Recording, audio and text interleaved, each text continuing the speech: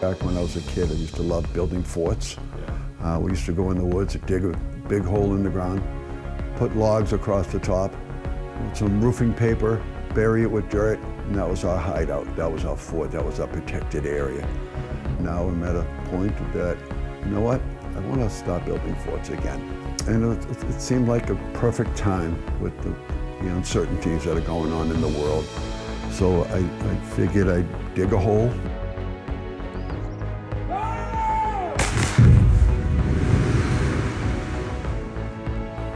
And put in a structure, concrete, build it to last forever, for generations, for my family, so they'll pass it on to their families. That's basically it. As I dug in, put the foundations, we need water, drilled a well, we need, internal mechanical systems, and, studied and designed those type of things. And I guess that's where we're at. And buried it, put the forest back on top, and I have my fort again. We specialize in heavy-duty construction, concrete construction, buildings for past over 40 years, actually. I am old. So my experience, I brought all that into play. I knew exactly what I wanted, how to design the walls and the concrete, the reinforcing, the waterproofing. So I think it was just a perfect fit, with my passion and what my experience, it made it fun. The most exciting part, just planning it every night when I go to bed. I just think about the next day or the next week. What am I missing? What am I doing next? From blasting to, the right underground, the well, get the well in. I love going to sleep thinking about what I'm doing. Well, the scariest part was when I dug the hole and opened it up, and it was a good sized hole, and I realized, I thought to myself at the time, I'd bite off more than I could chew. So I had no choice. I would either bury it and cut my losses or continued on.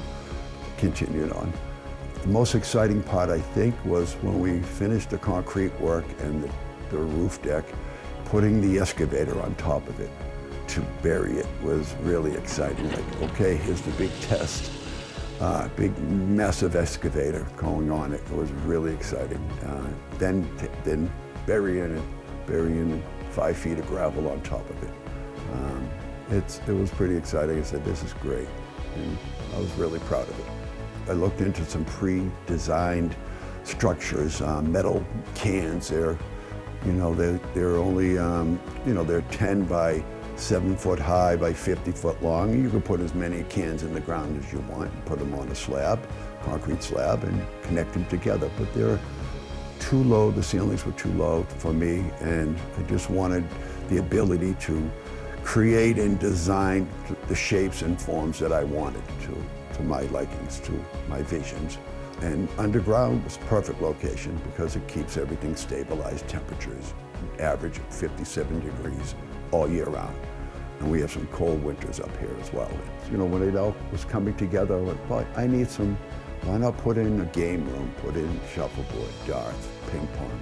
We have the height, we have the room, a kitchen, and just make it a place where we can come down and party down here and have a hideaway and just use it all the time. Yes, it's storing food forever, it's storing, other valuables, but it's a usable space and it's exciting. Every visitor comes down to walk down those stairs and where am I going?